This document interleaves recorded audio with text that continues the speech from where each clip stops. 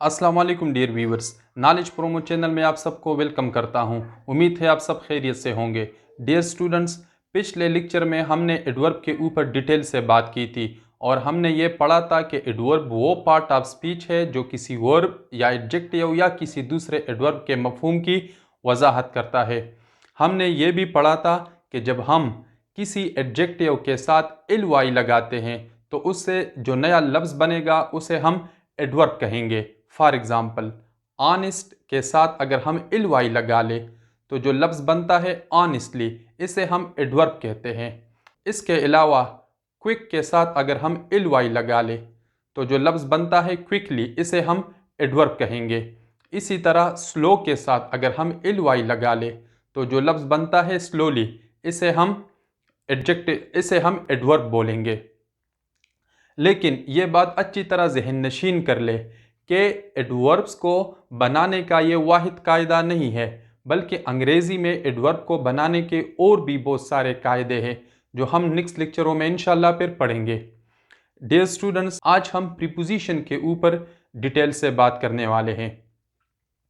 Preposition, जिसे उर्दू की grammar में हरफ जार कहा जाता है, ये वो लफ्ज़ है जो एक लफ्ज़ के लिहाज से दूसरे लफ्ज़ के मकाम या उसकी जाए वकू का पता देता है।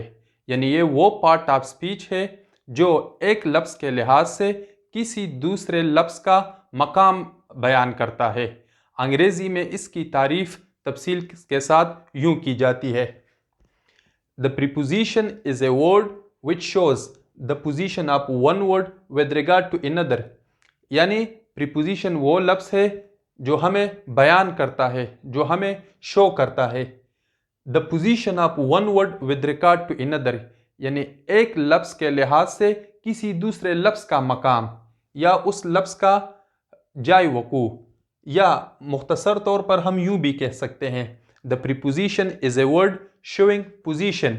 यानी प्रीपोजिशन वो लफ्ज़ है जो हमें पोजीशन का बताता है, जो हमें पोजीशन का पता देता है। For example, the book is on the table. अब हम किसी से पूछते हैं कि किताब कहाँ पर पड़ी है, वो जवाब में कहता है कि किताब मेज़ पर पड़ी है। अब हम किताब के जाय वकू का पूछते हैं उससे, या हम किताब के मकाम का उससे पूछते हैं, तो जवाब में वो कहता है कि किताब मेज़ पर पड़ी है। वो जो हमें किताब के जाय वकू का बताता है, तो वो कौन सा लफ्ज़ है जो हमें ये बताता है कि वो किताब मेज़ पर पड़ी है। इंग्लिश में उसके लिए हम ऑन इस्तेमाल करते हैं।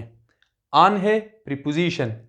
तो यहाँ पर आप देख ले, the book is on the table, किताब मेज़ पर पड़ी है।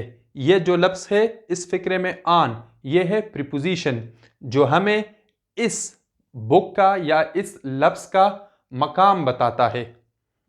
यहाँ पर आप देख ले, the pen is in my pocket. आप पूछते हो कि मेरी कलम कहाँ है, और वो जवाब में कहता है कि आपके पॉकेट में कलम पड़ी है।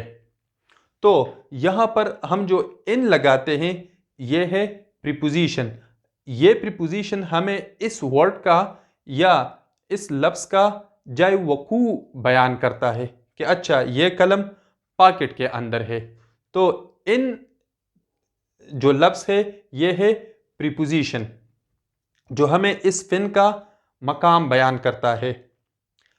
यहाँ पर देख ले, ही जम्प्ड इनटू द रिवर। यहाँ पर इनटू का जो लफ्ज़ है ये है प्रीपोजिशन। ही जम्प्ड, कोई भी बंदा है जिसने छलांग लगाई दरिया में। अब कोई बंदा है जो दरिया में छलांग लगाता है, तो इसके लिए हम इनटू का इस्तेमाल करते हैं। बाज़ लोग यहाँ पर इन का इस्तेमाल करते हैं। अगर स्टूडेंट्स यहाँ पर इन का इस्तेमाल करें तो वो प्रीपोजिशन का इस्तेमाल गलत होगा। यहाँ पर इनटू सही इस्तेमाल होगा, क्योंकि इन दोनों प्रीपोजिशंस के इस्तेमाल में ज़मीन व आसमान का फ़र्क है। फॉर एग्ज़ाम्पल, इन हम कब इस्तेमाल करेंगे? इन हम तब इस्तेमाल करेंगे जब हम किसी बेजान चीज़ की तरफ इशारा कर रहे हो, जब हमारा इशारा किसी बेजान चीज़ की तरफ हो। यानी इन रिस्क के लिए इस्तेमाल होगा, इन सकून के लिए इस्तेमाल होगा। کوئی چیز ہے جو ساکن ہے تو وہاں پر ہم ان کا استعمال کریں گے، لیکن جب ہم انٹو کی بات کرتے ہیں تو انٹو جو پریپوزیشن ہے یہ ہم حرکت کے لیے استعمال کریں گے، یہ ہم موشن کے لیے استعمال کریں گے، تو یہ دونوں میں بنیادی فرق ہے۔ اب یہاں پر اگر ہم انٹو لگا دیں اور یہاں پر ہم ان لگا دیں تو پریپوزیشن کے ہمانی پریپوزیشن کے غلط استعمال سے فکرے کا مطلب غلط بن جائے گا۔ اس کے علاوہ اگر ہم بات کہیں، فار ایگزامپل میں کہوں the two brothers divided the property between themselves، دو بھائی ہیں، اب وہ دونوں آپس میں پراپرٹی تقسیم کر رہے ہیں، جائیداد تقسیم کر رہے ہیں یا زمین تقسیم کر رہے ہیں، تو اب دو بندے ہیں یعنی دو بھائی ہیں اور وہ زمین یا جائیداد تقسیم کر رہے ہیں، تو جب ہم دو کی بات کرتے ہیں وہاں پر ہم بٹوین استعمال کریں گے۔ بٹوین پریپوزیشن ہے، یعنی جب ہمارا اشارہ دو چیزوں کی طرف ہو یا جب ہمارا اشارہ دو شخصوں کی طرف ہو تو وہاں پر ہم بٹوین استعمال کریں گے، لیکن اگر ہمارا اشارہ دو سے زیادہ بندوں کی طرف ہو، دو سے زیادہ اشخاص کی طرف ہو یا دو سے زیادہ چیزوں کی طرف ہو تو وہاں پر ہم امنگ کا استعمال کریں گے۔ امنگ بھی ایک پریپوزیشن ہے۔ اب بٹوین اور امنگ دونوں کے معنی سیم ہے، دونوں ہم معنی پریپوزیشنز ہے، لیکن اگر ہم معنی پریپوزیشن کا استعمال غلط کریں تو فکرہ غلط بن جائے گا۔ تو ہم یہ کہیں گے پھر the three brothers divided the property among themselves، اب تین بندوں کی طرف، تین بھائیوں کی طرف اشارہ ہے۔ the three brothers divided the property among themselves، یہاں پر among آئے گا، لیکن اگر دو بھائی ہیں اور وہ آپس میں جائیداد تقسیم کر رہے ہیں تو وہاں پر ہم بٹوین کا استعمال کریں گے۔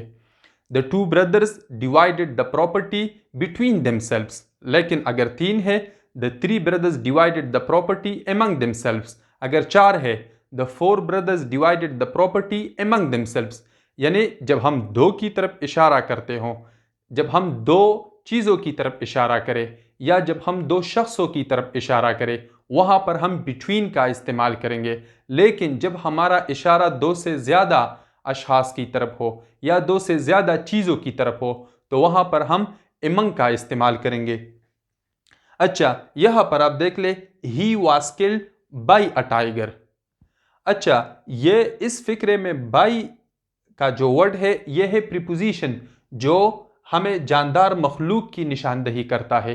یہ بات یاد رکھیے گا کہ جاندار مخلوق کی نشاندہی کے لیے ہم by کا استعمال کریں گے، اور بے جان مخلوق کی طرف اگر ہمارا اشارہ ہو تو وہاں پر ہم with کا استعمال کریں گے۔ he was killed by a tiger، tiger یہاں پر جاندار ہے، اسی وجہ سے ہم by کا استعمال کرتے ہیں۔ یہ اگزامپل آپ دیکھ لیں، complete your work within a week۔ اب یہ جو لفظ ہے within، یہ ہے پریپوزیشن۔ اب ہم کسی بندے کو انسٹرکشن دیتے ہیں کہ اپنا کام ایک ہفتے کے اندر اندر مکمل کرو۔ within کا جو ہم استعمال کرتے ہیں تو یہ لفظ ہم تب استعمال کریں گے جب ہم ایک عرصے کی بات کرتے ہو اور ہم یہ کہیں کہ وہ عرصہ گزر جانے سے پہلے۔ یہاں پر عرصہ ہے 1 week، ایک ہفتہ۔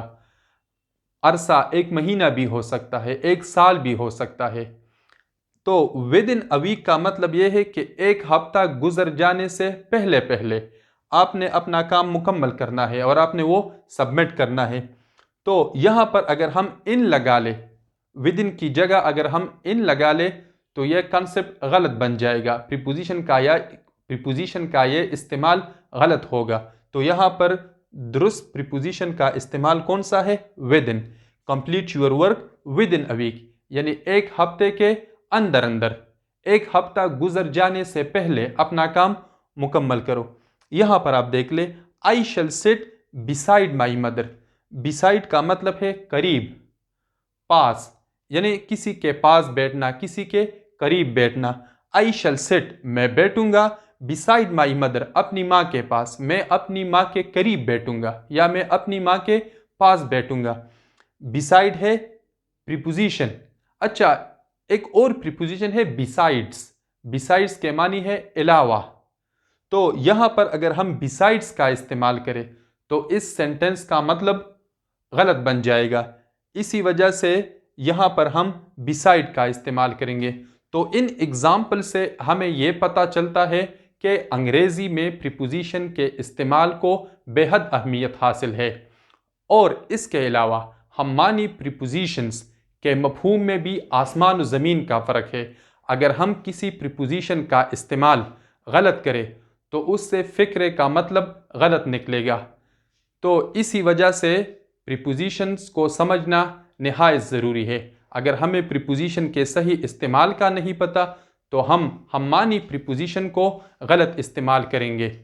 تو اسی وجہ سے یہ بہت ضروری ہے کہ ہم پریپوزیشن کا صحیح استعمال سیکھ سکیں. انشاءاللہ جب ہم نیکسٹ لیکچر میں پریپوزیشن کے استعمال کے اوپر ڈیٹیل سے بات کریں گے تو ایک ایک پریپوزیشن کے معنی اور اس کا صحیح استعمال سیکھنے کی کوشش کریں گے. انشاءاللہ نیکسٹ لیکچر میں ہم کنجنکشن کے اوپر ڈیٹیل سے بات کریں گے. ہمارے ساتھ رہیے گا.